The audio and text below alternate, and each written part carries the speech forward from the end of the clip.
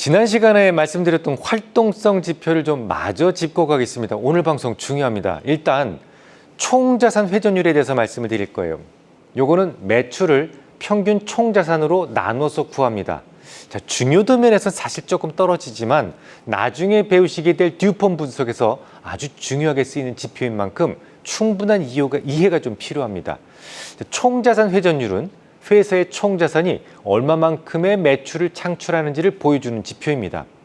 자산에 대한 효율성을 보여주는 지표인데요. 이 업종에 따라서 총자산 회전율의 평균치는 조금 다르게 나오겠죠. 이를테면 자본 집중도가 큰 제조업 같은 경우에는 총자산 회전율은 거의 1에 가깝게 나오는 경우가 많이 관찰이 됩니다. 반면에 소매업종 같은 경우에는 총자산 회전율이 10에 가깝게 나타나는 경우도 있어요.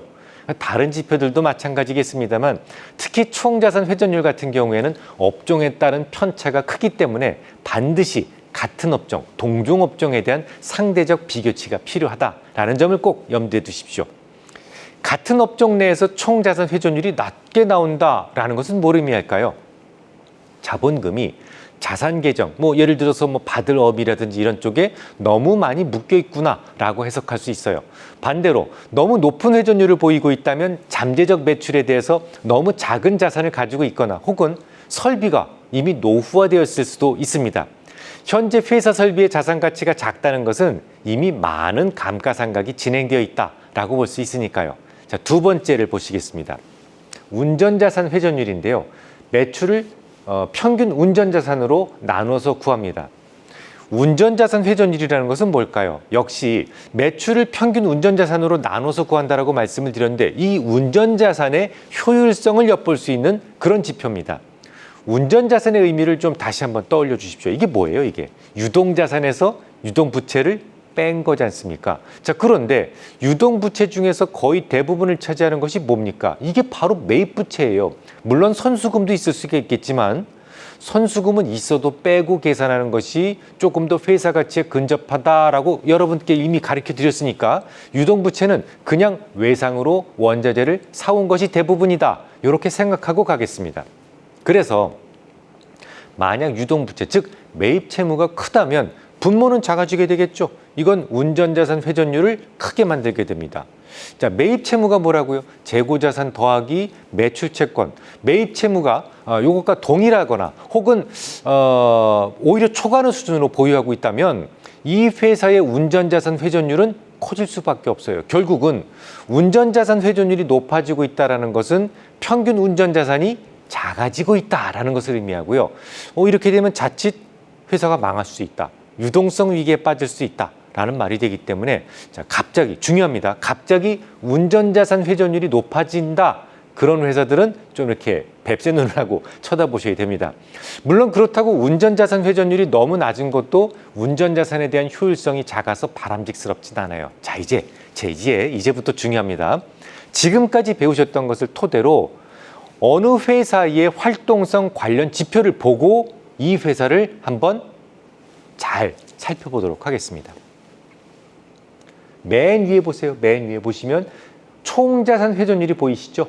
자, 오른쪽 붉은 화살표를 보시면 자산이 얼마인지 잘 모르겠지만 자산 대비 매출이 얼마입니까? 이래도 미치지 못하고 있는 상황이 2006년도 이전부터 진행 중에 있어요. 굉장히 의심스럽죠?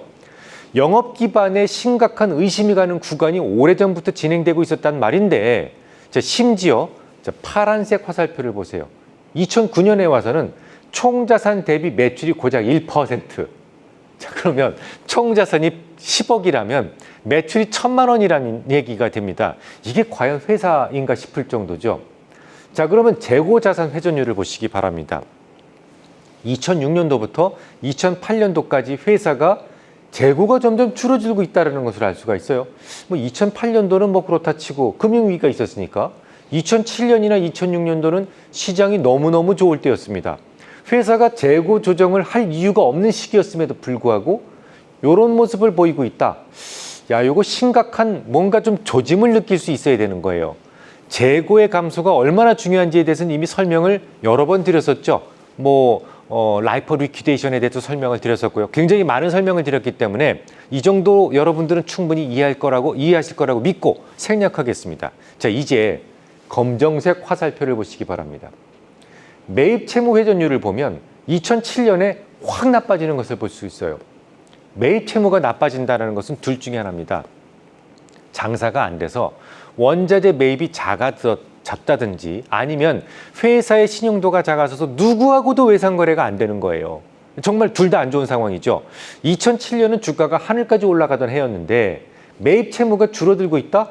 이게 뭘 의미하죠?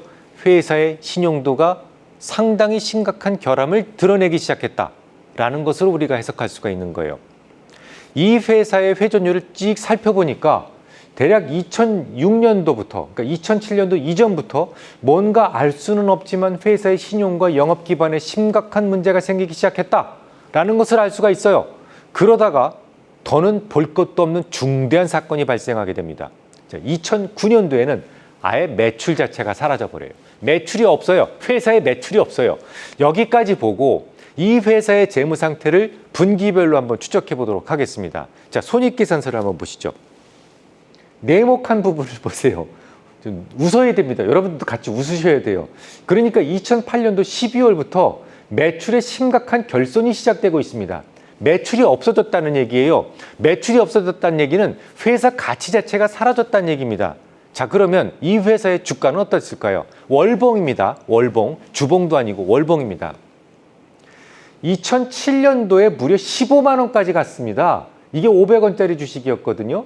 그럼 거래소였다면 150만 원까지 갔다는 얘기인데 정말 말도 안 되는 일이라는 거 아시겠죠, 여러분들? 이러니까 우리 시장이 물반, 고기반이라는 얘기를 듣는 겁니다. 왜 이런 것도 확인 안 하시고 주식을 마구 사는지 모르겠다는 얘기죠. 이 회사는 활동성 지표에서 이미 경고 신호가 2006년도부터 나왔어요. 그리고 나서 한참을 지난 이후에나 요단강을 건너고 있는데 그 안에도 수차례 반등이 있습니다. 정말 놀라운 일이죠. 차트 모습을 한번 또 보십시오. 계속 반등을 주고 있죠. 이 회사에서 활동성 지표에서 의심이 깃들기 시작했던 것은 2006년도부터였는데 거의 확증이 들기 시작했던 것은 2007년도부터 이 회사는 이제 조만간 물 건너가겠구나 라는 생각을 했어야 돼요. 다른 건 다 그렇다 치고요. 영업 기반이 완전히 파괴돼서 매출이 완전히 사라진 것이 2008년도부터였습니다.